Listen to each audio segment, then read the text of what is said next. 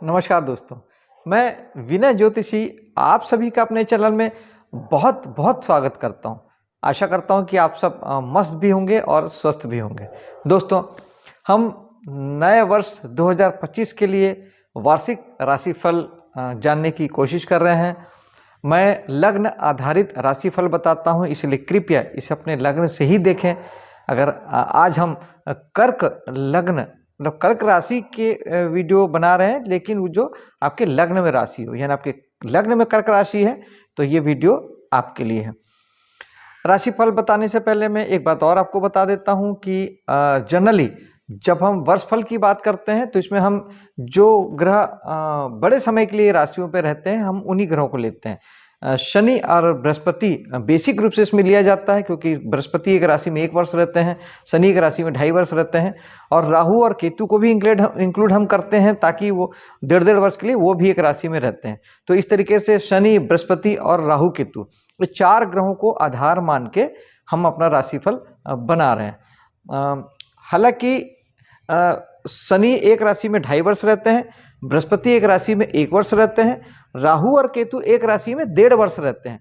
लेकिन संजोग इस समय ऐसे बैठा है कि सबके अपने जो राशि का जो परिवर्तन है वो 2 महीने के अंदर लगभग चारों ग्रह का राशि परिवर्तन हो रहा है। 29 मार्च को शनि राशि परिवर्तन कर रहे हैं, और 14 मई को बृहस्पति, और 18 मई को राहु और केतु।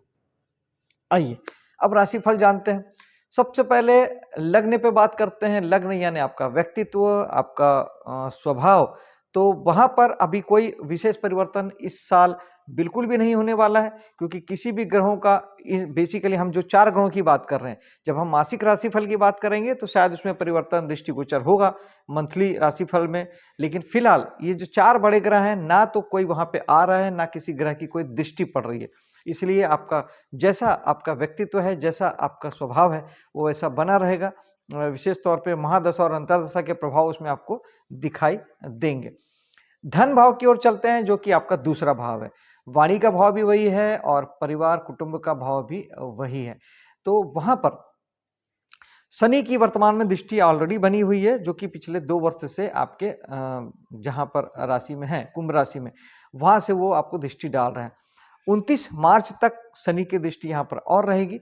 शनि की दृष्टि या शनि का होना ये बताता है कि वहां के प्रति आपको जिम्मेदार रहना है, और वहां के प्रति आपको फोकस्ड रहना है, वहां के प्रति हार्ड वर्क करना है, मतलब वहां पे आपको मेहनत करनी है। तो वाणी का भाव कुटुंब परिवार के लिए और आपके धन के लिए आपको मेहनत करनी होगी। मार्च तक आपको अवेयरनेस अपनी रखनी पड़ेगी, और आपको हार्डवर्क यहाँ के लिए जैसा आपने पिछले 2 वर्ष किया है वैसा आपको करना होगा। और अगर आपने ये चीजें नहीं की है तो निश्चित तौर पे मैं कह सकता हूं कि आपको कुटुंब परिवार से और वाणी के माध्यम से और धन को लेके आपको दुख मिला ही मिला होगा, क्योंकि शनि दुख के कारक हैं। जब आप शनि के डोमेन में नहीं आते हैं या शनि के बताए गए काम नहीं करते हैं तो शनि आपको दुख देते हैं। दूसरे ग्रह यहाँ पर केतु, जो कि जब राशि परिवर्तन करेंगे तो 18 मई के बाद यहाँ पे केतु आ जाएंगे।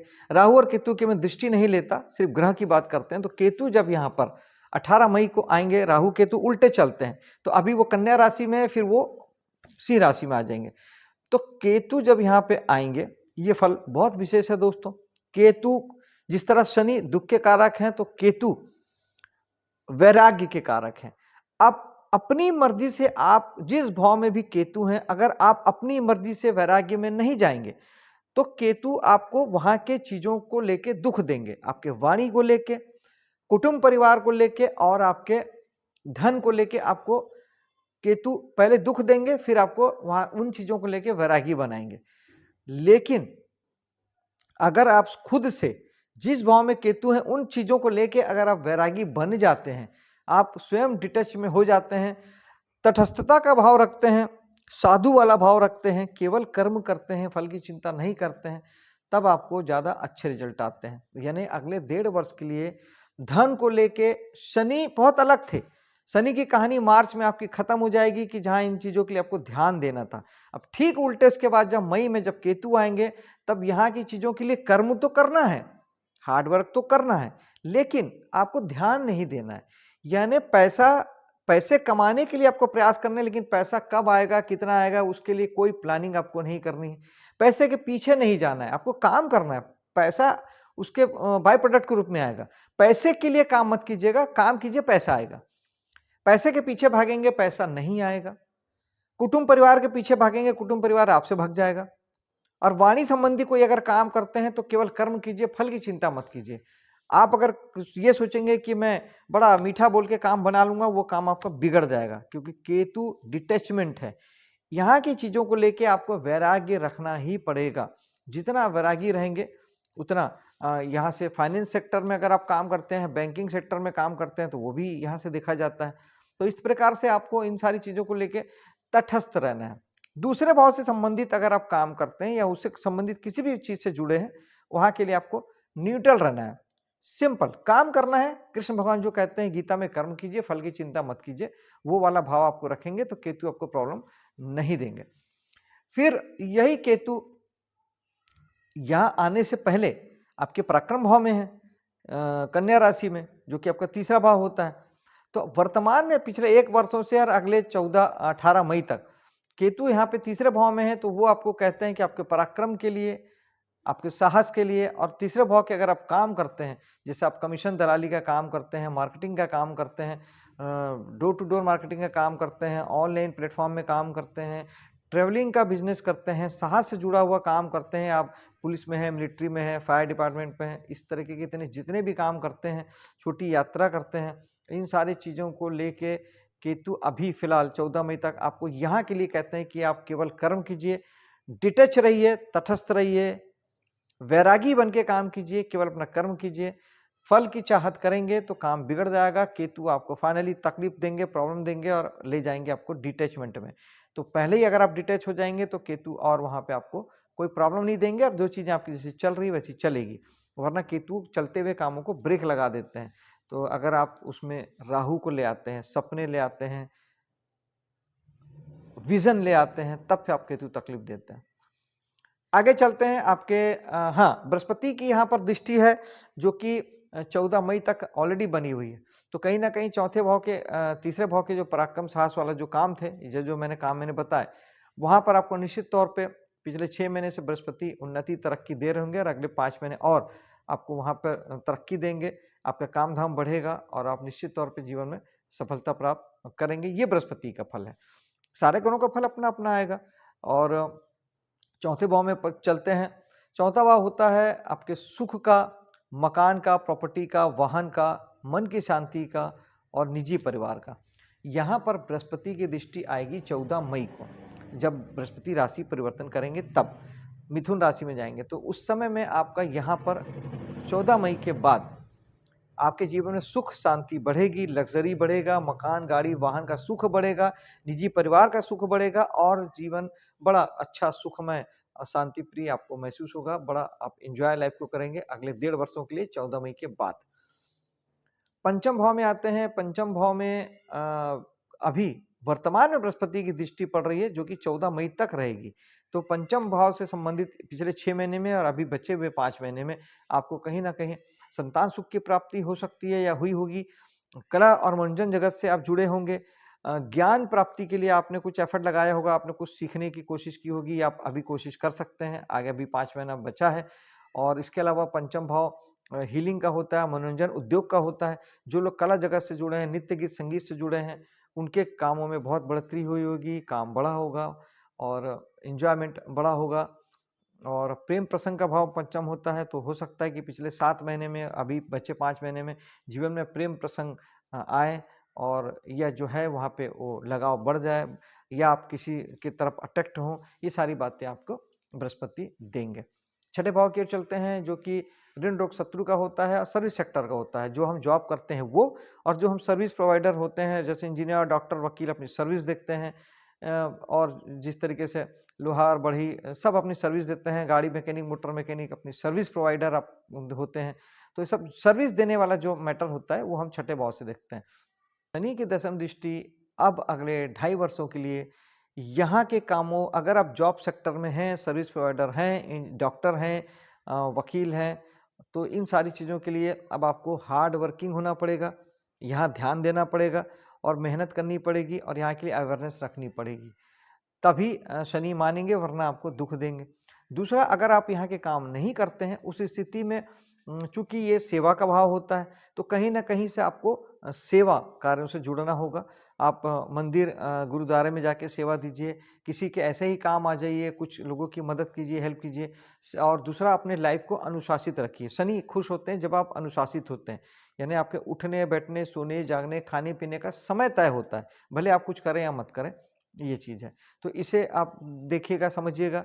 और इसके अलावा बृहस्पति की दृष्टि यहाँ पे पड़ेगी 14 मई के बाद, तो निश्चित तौर पे आपके यहाँ पे जो सर्विस सेक्टर में है उनका काम बढ़ेगा। जिनके पास नौकरी नहीं है उन्हें नौकरी मिल जाएगी। जो डॉक्टर हैं, वकील हैं, उनके काम बढ़ेंगे। और लेकिन जो लोग भी कोर्ट कचहरी के काम में फंसना चाहते हैं, कर्ज लेना चाहते हैं या शत्रुता पालना चाहते हैं, वो सब बिल्कुल भी ना करें 14 मई के बाद, क्योंकि बृहस्पति केवल बढ़ाते हैं, वो अच्छा या बुरा नहीं देखते। तो ये बृहस्पति आपको आपके कर्जों को बढ़ा देंगे, शत्रुता को बढ़ा देंगे। केस कोर्ट कचहरी का केस है, इसमें आप फंसते चले जाएंगे, ये बढ़ता चले जाएगा, आप उसको कवर नहीं कर पाएंगे। तो इन चीज़ों से, कोई भी निगेटिव चीज़ों से, वैचारिक मतभेद का भाव छठा है, उसे भी आप कंट्रोल में रखिए अपने। वो आप करेंगे किसी से तो वो आपका और बढ़ता जाएगा। तो जो भी करेंगे बृहस्पति केवल बढ़ाते हैं। आप निगेटिव में, ऋण रोग शत्रु वाले भाव में चीज़ों को अगर आप करेंगे तो वो बढ़ जाएगा, इसलिए आप उसे अवॉइड करें। सप्तम भाव में आते हैं, जो कि जीवन साथी का होता है, बिजनेस पार्टनर का भी होता है और हमारे ट्रेडिंग बिजनेस का होता है। अगर हम इन चीज़ों से जुड़े हैं तो सप्तम भाव में वर्तमान में बृहस्पति की दृष्टि पड़ रही है, तो वह पिछले 7 महीने से इन सारी चीज़ों को बढ़ा रहे होंगे। जीवन में जीवन साथी का सुख आपको प्राप्त हो रहा होगा, विपरीत लिंग का साथ सुख आपको प्राप्त होगा, बिजनेस अच्छा चल रहा होगा, ट्रेडिंग का बिजनेस बढ़ेगा। और अगली इस 5 महीने में भी ये सारी चीज़ें होगी और आप इसे लगाना चाहें तो लगा सकते हैं। नया बिजनेस, ट्रेडिंग का बिजनेस आप कर सकते हैं। जीवन साथी को लेके भी जीवन साथी का भी मूड अच्छा रहेगा और वो भी अच्छा फील करेगा और आपके साथ अच्छा तालमेल रहेगा।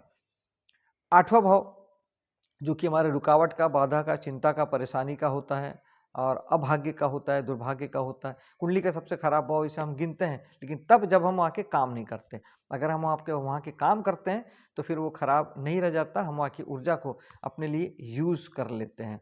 तो यहाँ पर कुंभ राशि में शनि अभी वर्तमान में हैं, जो कि मार्च तक रहेंगे। तो यहाँ के अगर आप काम करते हैं तो फिर आपको उसके लिए हार्ड वर्किंग होना पड़ेगा, नहीं तो फिर आपको तनाव, चिंता, परेशानी के प्रति आपकी जिम्मेदारी बनती है कि उसको आपको लेना भी पड़ेगा और सॉर्ट आउट भी करना पड़ेगा। आप उससे विड्रॉल नहीं कर सकते, आप उससे भग नहीं सकते, अपनी जिम्मेदारियों से हट नहीं सकते। जो भी तनाव, चिंता, परेशानी आपने महसूस किया होगा कि पिछले 2 वर्षों में बहुत सारी चीज़ें बढ़ी होगी, अगर आप यहाँ के काम नहीं करते हैं। और अगर आप यहाँ के काम करते हैं तब कहीं कोई दिक्कत नहीं है, तब जब अगर आप उसमें आप हार्ड वर्क करते हैं। अब यहाँ के काम क्या-क्या हैं? जितने भी रहस्यपूर्ण काम होते हैं, जितने भी रिसर्च वाले काम होते हैं, वो सारे काम यहाँ से किए जाते हैं। जैसे पुलिस, मिलिट्री में भी रहस्य होता है, जासूसी, सीआईडी, सीबीआई डिपार्टमेंट में रहस्य होता है, सेल टैक्स, इनकम टैक्स वाले भी ढूँढ-ढाँढ के निकालते हैं। एक वैज्ञानिक जो होता है वो भी रिसर्च करता है, खोजता है, ढूँढता है, वो भी यहीं से होता है।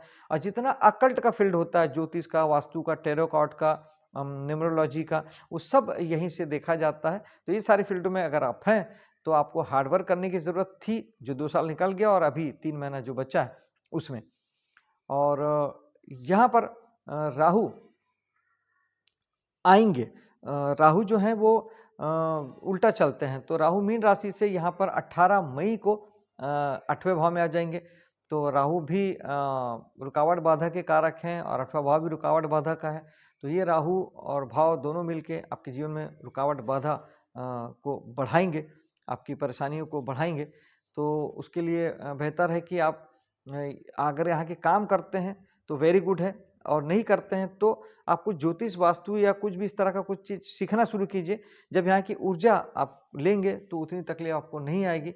और बाकी ग्रह का जो उपाय है वो मैं अंत में आपको मैं बताऊंगा।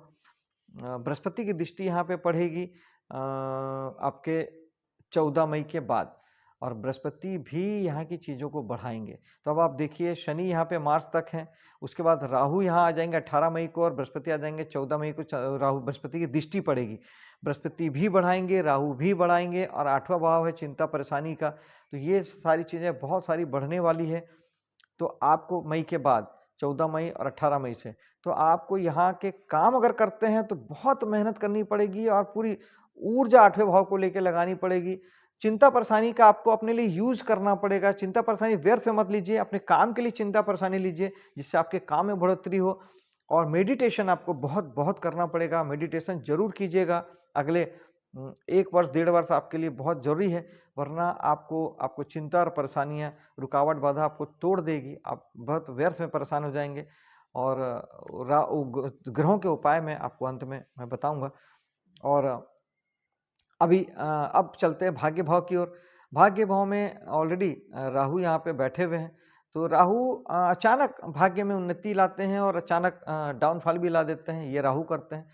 राहु लंबी यात्रा भी देते हैं, विदेश यात्रा देते हैं और आपका 9वां भाव बड़ी यात्राओं का है, धार्मिक यात्राओं का है। तो इस समय में आप लंबी धार्मिक यात्राएँ, विदेश यात्रा भी आप कर सकते हैं। जैसे नेपाल आदमी चले जाते हैं, काठमांडू की यात्रा करते हैं, इस तरह से आप लंबी यात्राएँ कर सकते हैं। और यहाँ पर शनि आ जाएँगे, जो कि ज़्यादा महत्वपूर्ण है, क्योंकि राहु तो राशि परिवर्तन कर लेंगे और अगली राशि में आ जाएँगे मई में। लेकिन शनि यहाँ पे 29 मार्च को शनि आ जाएँगे आपके भाग्य के भाव में। अब यहाँ के लिए आपको शनि जो है वो कहते हैं कि आपको हार्ड वर्क करना पड़ेगा, या ज़िम्मेदारी निभानी पड़ेगी। यानी अब धर्म से आपको जुड़ना चाहिए, धार्मिक यात्रा आपको करना चाहिए, पिता के लिए ध्यान आपको देना चाहिए। और भाग्य के लिए कैसे ध्यान देंगे? कर्म ही। कर्म करेंगे तो भाग्य बनेगा। तो जितना आप मेहनत करेंगे, कर्म करेंगे, उतना आपका भाग्य बलवान होगा। ये एक्चुअली में भाग्य बनाने का समय है, जो 2.5 साल है 13 मार्च 29 मार्च के बाद, ये आपके भाग्य आपके हाथ में है। यानी शनि कहते हैं कि आप जितना भाग्य जैसा भाग्य चाहते हैं वैसा आप मेहनत कर लीजिए, भाग्य आपका बन जाएगा। इस बात का ध्यान रखिएगा। 10th भाव की ओर चलते हैं। 10th भाव आपका बेहतर है। मार्च तक बस शनि की दृष्टि है, फिर जब शनि राशि चेंज कर लेंगे तो शनि की दृष्टि यहाँ से हट जाएगी। मार्च तक शनि चाहते हैं कि आप थोड़ा हार्ड वर्किंग रहें, काम-धाम में मेहनत करें, उसके बाद फिर शनि ऑलरेडी यहाँ से हट जाएँगे, तो उनकी दृष्टि भी हट जाएगी। लाभ प्राप्ति वाला भाव बृहस्पति यहाँ पे हैं।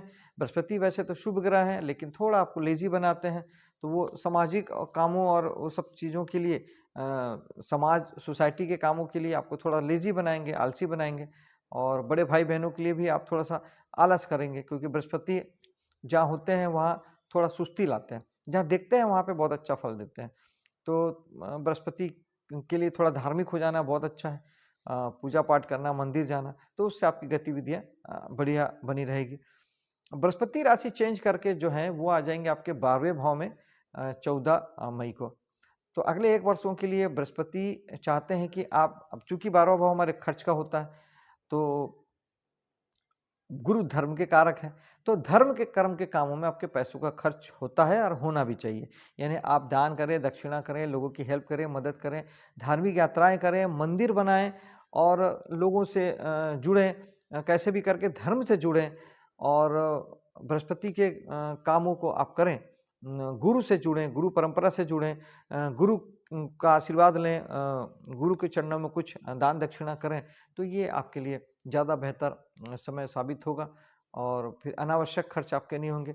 और अगर गुरु बीमारी देने पे आए, अगर आपने ये सब काम नहीं किया और गुरु ने अगर बीमारी दी, क्योंकि 12वां भाव हमारे बीमारियों का भी होता है, हॉस्पिटलाइजेशन का होता है, तो ये बृहस्पति जो होता है वो जनरली लीवर को खराब करते हैं और सांसों के संबंधित फेफड़े संबंधी बीमारी देते हैं, जो कोरोना काल में जो हो रहा था, क्योंकि हम जो सांस लेते हैं, प्राणवायु रहता है, वो बृहस्पति है।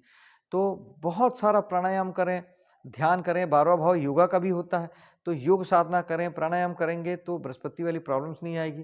प्राणायाम करेंगे तो आपकी किडनी, लीवर भी आपका अच्छा रहेगा। प्राणायाम करेंगे तो फेफड़े संबंधी कोई बीमारी नहीं आएगी, वरना ये सारी चीज़ें बृहस्पति आपको दे सकते हैं अगर आपने बृहस्पति का यूज़ और 12वें भाव का यूज़ नहीं किया तो। बेहतर होगा कि हफ्ते 15 दिन में एक बार घर के आसपास जो आपके मंदिर होता है, सॉरी हॉस्पिटल जो है, वहाँ पे आप जाएँ और वहाँ पे जो कैंटीन है वहाँ का चाय कॉफ़ी कुछ पी के वहाँ से आ जाएँ, जिससे कि हॉस्पिटल का थोड़ा-सा मतलब ऊर्जा हम ले लें, ताकि हमको बीमार होकर अस्पताल ना जाना पड़े। इस बात का ध्यान रखिएगा। उपायों की जहाँ तक बात है, बृहस्पति के लिए मंदिर जाना, पूजा पाठ करना, गुरु परंपरा से जुड़ना, गुरु का आशीर्वाद लेना, ये जीवित गुरु से आशीर्वाद लेना, ये बहुत अच्छा है। और अगर आप किसी और को गुरु मानते हैं, कृष्ण भगवान को, शंकर भगवान को, तो उनसे हमेशा कुछ भी सलाह-मशवरा करके उनसे काम कीजिए, अपनी बातें उनसे शेयर कीजिए, उन्हें बताइए और ईशान कोण में अपने घर के उनकी तस्वीर एक ज़रूर लगाइए, अपने गुरु की तस्वीर, और उनसे आप मतलब टच में रहिए, मनोभाव से उनसे जुड़े रहिए, तो ये गुरु को ठीक करता है। और गुरु के लिए वैसे तो ब्रह्मा जी की पूजा बताई गई है, और इवन आप शंकर भगवान से भी जुड़ते हैं तब भी गुरु ठीक हो जाते हैं। शनि के लिए जिनका शनि खराब है या जिन्हें शनि प्रॉब्लम अगर करते हैं, तो आप बेहतर होगा कि आप शनि का उपाय करें, शनि मंदिर जाएं, शनि भगवान को तेल चढ़ाएं, ओम शनिचराय नमः 1 माला जाप करें, या हनुमान चालीसा का पाठ करें, तो ये आपके लिए बेस्ट हो जाएगा। शनि भगवान आपके लिए ठीक हो जाएंगे। लेबर क्लास की सेवा करें, लेबर क्लास को कुछ 2, 4, 5 रुपए या कभी कुछ खाने पीने को दे दें, उन्हें दुख तकलीफ प्रॉब्लम ना दें, क्योंकि लेबर क्लास जो होता है वो शनि को साक्षात रिप्रेजेंट करता है, तो उससे शनि खराब होते हैं अगर आप उनको तकलीफ देते हैं। और राहु के लिए महीने में एक बार अमावस्या आती है, तो हर अमावस्या को बहते जल में एक सूखा नारियल को आप जल प्रवाह कराएं, तो इससे राहु ठीक होते हैं। और इसके अलावा आप राहु को ठीक करने के लिए आप थोड़ा सा जो ज्वार होता है उसका दान भी आप कर सकते हैं, वो भी राहु के लिए ठीक करता है। और सरस्वती माता की पूजा से भी राहु ठीक होते हैं। केतु के लिए गणेश जी की साधना बहुत अच्छी होती है, केले का दान, नींबू का दान आप मंदिर में करें, वो केतु को ठीक करते हैं। और चारों ग्रह हो गए दोस्तों। अब मुझे इजाज़त दीजिए, मिलता हूँ आपसे अगली वीडियो में। मेरे वीडियो को लाइक शेयर कीजिएगा, मेरे चैनल को सब्सक्राइब कीजिएगा। जय हिंद, जय माता दी।